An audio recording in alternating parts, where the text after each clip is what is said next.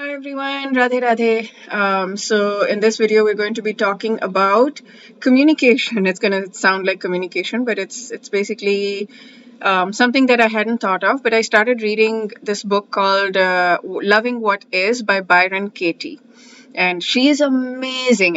She was very highly recommended by somebody who is very highly recommended.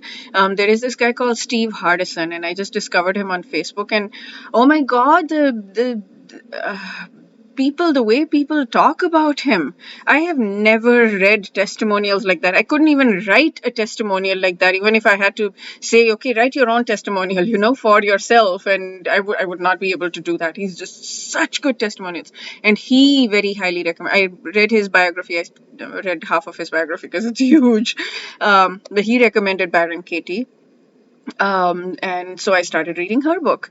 And so, okay, so there's this one thing that I learned from her and that I decided to implement in my life as well. I figured out how to implement, and I haven't yet implemented it, but just the thought and the thinking, like this is how I'm going to do it, just gave me so much peace in a situation where I was feeling so much anxiety. So I was like, I'm very excited to share this with you guys.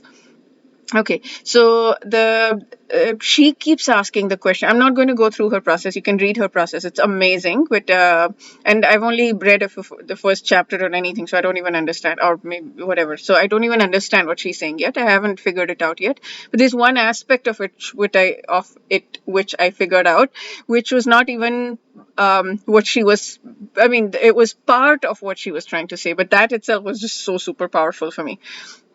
Her process goes into asking, like, she'll ask us to write, like, as detailed as possible, as angry as possible, something that we're angry with people about. And then she'll take each sentence and she'll ask, is that true? And then she'll ask a series of 4 questions and sometimes other supplementary questions also. But 4 primary questions and then some secondary questions also. And then she will basically get you to understand that it is not the other person's actions that are causing you to be mad. It is your thoughts about the actions of the other person that are causing you to be mad. So, first of all, she'll ask, is that true? Is that true that you don't love him? Is that true that you hate him? Is that true that he irritates you? Is that true that you want to yell at him? Is that true that you want to leave? All that kind of stuff. And then at the end, she'll say, if you didn't have this thought, then she'll get you to, like, is it the thought, is it him or his action that is causing you to, and she, yeah, she has this little bit irreverent kind of thing. She'll laugh a little bit and she'll like, is that true that it's this thought that's caused, like that he's breathing, that's the first chapter example, that the girl was like, he's breathing too heavily on the phone. He should not be breathing. So she's laughing. She's like, is that true that his breathing is causing you to be angry? It was so funny the way she said it. She's so cute. And so then then she's like, is it the thought about his breathing that's causing you to be angry rather than his breathing? And then she gets you to, if you didn't have this thought, what would your relationship with him be like? If you didn't have this thought, what would your life be like? That is, I, I ended up talking about her even though I was not planning to. Okay, but then she said, okay, so then if somebody is bugging you, the same example, same girl, if the guy is coming up to you and bugging you while you're working, or bugging, like asking you, bid for attention, like John Gottman says, if he wants your attention, if he wants to talk to you while you're working and you're busy at that time, then what do? Then you can say, oh, I want him to see that I'm busy and not bug me, or not like try to talk to me right now. He's being too needy. Or I want. So then her response was like, can you communicate this directly to him? Can you say to him, I am busy right now. I am working. Can we talk later? Can you please leave the room now? She was very rough in the way she said that. That's not how I would necessarily say, but I would say, can we please talk later? I can't talk right now. Like, that's what I would say. But she was like very crystal clear, sharp. Can you please leave the room now? I was like, wow, okay. But it's good. I mean, it's good because you're not getting angry. That's what this is all about, boundary setting, right? Saying, I cannot do this right now, but without getting angry at the other person, without feeling resentful, without getting judgmental, just being very clear about what you need. I need to work right now. I can't talk to you right now. So I'm not going to talk to you right now. So please leave the room. If you want the person to leave the room, or yeah, whatever, right? So then there is you, because you have this feeling of sense of control, then you will not so then people ask me, right? So okay, this is how I apply it to me. Now I'm switching gears a little bit. People ask me sometimes very personal questions. Like I'm going to the temple and people will just ask me. There was this guy who recently asked me, and I beat myself up so much because he was like, "Are you okay? Like, is your health okay?" And I was like, "Yeah, it's okay." I mean, he's like, you've been looking very weak lately or whatever. I don't even know what. I mean, I don't know where he came from. I've never met the guy before. I've seen him maybe around a few times, but I have no idea who he is. He's just sitting next to me and starting first question he's asking me without even knowing my name, or maybe he asked my name. I don't know. And he's asking me that, and then he keeps digging. He's like, "No, but you look not good. Is everything okay in your health? Is everything fine?" And then I beat myself up. Why did I give in to that? I feel resentful, but I don't feel resentful because he asked me. I feel resentful because I didn't set my boundaries and say very clearly, "I'd rather not talk about this. This is a personal question for me, and I'd rather not talk about this." That's all I needed to say. This is, I mean, the first reaction was like, "Who are you, like, to ask me such personal questions?" That was the anger and the resentment in me. Right? That comes from the ego. That comes from the lack of understanding of how to set boundaries in an effective way, the way Byron Katie just showed right now, right?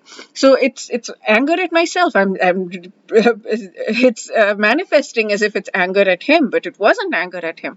It was anger because I wasn't, because I gave in, right? I didn't want to tell him about my health issues, but I ended up telling him a little bit. But I ended up telling him, and I felt bad about that because I didn't set my boundaries, and then I'm mad at him, right? So people will do all kinds of things, but all we need to do is figure out how to handle it. So then later on, I was like, okay. The first thing was like, yeah, I don't talk to about my thought was that I will handle that next time by saying, next time there is a situation like this, by saying, I don't talk about my personal life to total strangers. That comes from anger as well. That comes from like ego. Then I decided then like that I can speak about it in a very simple way and say, I'd rather not talk about it. This is a personal question for me. That's it. So I'm not saying you are a jerk for asking me, you're a total stranger and you're asking. There's no judgment there, right? It's kind, but it's very clear. I'm not going, I don't want to talk about this. This is a very personal question for me. That's it. It's simple. And then that's it. He can't say anything else. And I've not broken the relationship with him. I've not judged him. I've not been angry. I've not been like, but I've set boundaries very clearly and I've been kind. So I feel good because I've been kind. If I had said it, like if I'd snapped at him, I would not feel good afterwards. That's not who I am, or that's not who I want to be. I choose to not be an angry, judgmental, reactive kind of person. No, I choose to, and I also not don't choose to be the kind of person who'll just give away all information when I don't want to. Right? There are some things I am open about this. In fact, I'm talking about this to total strangers on the internet. So I mean that's fine, but I don't know, something about the way he was asking me just bugged me, right? He was just like digging and pushing and whatever. It's just like I'll give information freely when I choose to, but I don't want to feel like I'm being pushed to give information that I'd rather not. Okay, so that is one situation. Another situation is I have felt controlled sometimes by some people who keep saying you should do this, you should do this, you should do this. Like this, I have a friend who does that, and it's not like it's not coming from a bad place or anything. It's just a habit, but it does happen, and then it bugs me, triggers me. I'm like, oh my goodness, how do I handle this? I've said no. I've said I don't want to do it. So then the way to handle that, again, very calmly, non-judgmentally, but just say, I'd rather not talk about this. I'm not going to be doing it. I'd rather not discuss this any further. Can we please change the topic? That's it. I'm being very, very clear. I don't want to have this discussion anymore. I have said no. I'm not going to be doing this. I appreciate your heart. I can say that even. Okay, I really appreciate your heart. I appreciate that you're doing it for my sakes. You're giving this suggestion for my sakes, and I understand that. I completely understand that. I mean, this is not where I'm at right now, and I don't want to talk about this any further. Right? That's it. I don't want to discuss this any further because it's just not in my. It's not something that I'm going to do or planning to do or thinking of doing, and I don't want to discuss any further. Can we please change the topic? Now that last part is also very important. Can we please change the topic? Because then then there is a very clear path forward. Okay, we cannot talk about this, but what do we do next? So then we're like, can we change the topic? And then I can ask a question, or I can talk about something else, or I can bring up something. I can change the topic. I can do the work of changing the topic. Okay, so yeah, this is phenomenal stuff, phenomenal. And these two situations are both situations. I think that I know how to do this. I think that I'm like so good at boundary setting, because I do talk like this. It's not that I don't. I call people out immediately, but in a kind way. I mean, I do things like this all the time.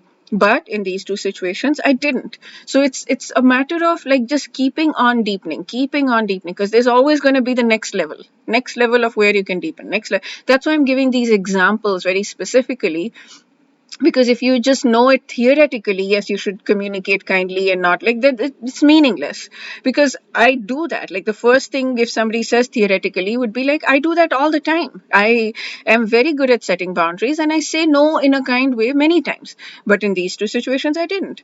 So that's why I gave the example, so that if you relate with the examples, then you would be able to see if that applies to you, like how you would react in that same situation. Or you can think like, is somebody controlling or trying to control? Is somebody keeping on saying you should do this, you should do this, you should do this, and does it bug you? And so if it does, then you can relate. Okay, yeah, that's it for this video.